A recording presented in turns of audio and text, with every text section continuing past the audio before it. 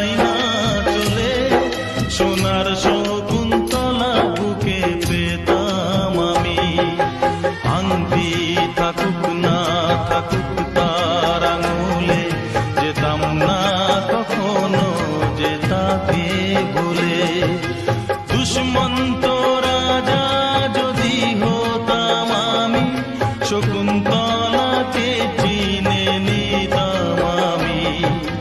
আংটি থাকুক না থাকুক তার আঙুলে, যেতাম না কখনো যে তাকে ভুলে।